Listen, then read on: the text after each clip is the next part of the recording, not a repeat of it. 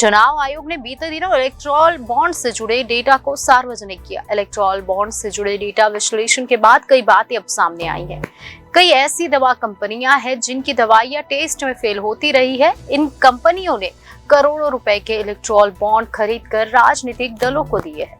देश में कई ऐसी दवा कंपनियां हैं जिनकी दवाइयां टेस्ट में फेल होती रही है, लेकिन इन कंपनियों ने दवाओं के ड्रग्स टेस्ट में फेल होने पर करोड़ों रुपए के इलेक्टोरल बॉन्ड खरीदकर राजनीतिक पार्टी को चंदे के तौर पर दिए हैं। इलेक्टोरल बॉन्ड से जुड़े डेटा विश्लेषण के बाद ऐसी बातों का पता चलता रहा है। सुप्रीम कोर्ट के आदेश के बाद स्टेट बैंक ऑफ इंडिया ने बीते दिनों चुनाव आयोग को इलेक्टोरल बॉन्ड का डेटा उपलब्ध कराया।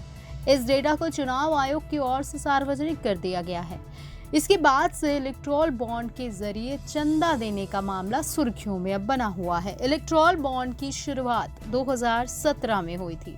डेटा से पता चलता है कि करीब 23 फार्मा कंपनियों ने इलेक्टोरल बॉन्ड के जरिए करीब 762 करोड़ रुपए का चंदा राजनीतिक दलों को दिया है।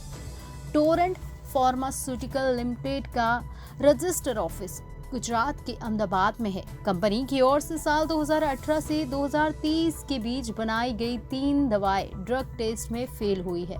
जो दवाई फेल हुई है उनमें डेप्लेट A150 जो दिल का दौरा पड़ने पर बचाती है, लोपामाइड और निकोरन IV2 शामिल है। कंपनी की ओर से 7 मई 2019 से 10 जनवरी 2024 के बीच 77.5 करोड़ रुपए के इलेक्टोरल बॉन्ड खरीदे गए हैं। साल 2018 से 2023 के बीच सिप्ला लिमिटेड की दवाओं के 7 बार ड्रग टेस्ट फेल हुए हैं। सिप्ला लिमिटेड का रजिस्टर दफ्तर मुंबई में है। कंपनी का जो सिप्रेमी इंजेक्शन ड्रग टेस्ट में फेल हुआ, उसका इस्तेमाल कोविड के इलाज में किया जाता है। इस कंपनी ने 10 जुलाई 2019 को 10 नवंबर 2022 के बीच 39.2 करोड़ रुपए के इलेक्टोरल बॉन्ड खरीदे। सन फार्मा लेबोरेटरीज लिमिटेड ने 15 अप्रैल 2019 और 8 मई 2019 को कुल 31.5 करोड़ रुपए के बॉन्ड खरीदे। वही साल 2020 में और 2023 के बीच 6 बार इस कंपनी की बनाई गई दवाओं के ड्रग टेस्ट फेल हुए हैं।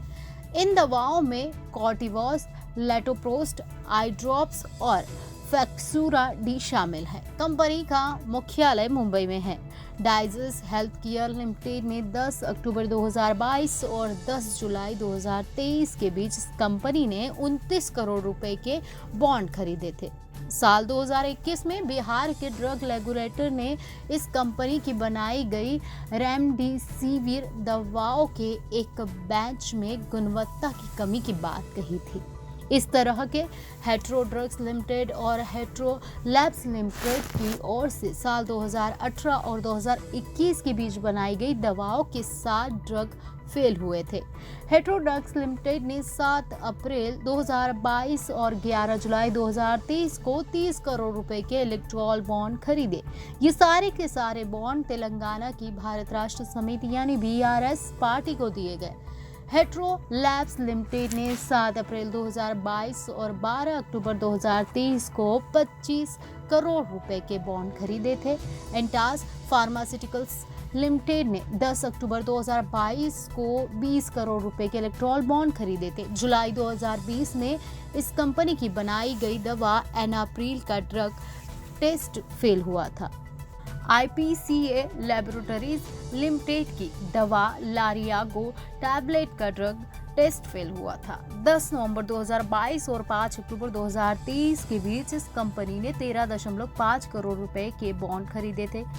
ग्लेनमार्क फार्मास्यूटिकल लिमिटेड की बनाई गई दवाओं के 6 ड्रग टेस्ट में फेल हुए थे। इस कंपनी ने 11 नवंबर 2022 को 9.75 करोड़ रुपए के बॉन्ड खरीदे थे।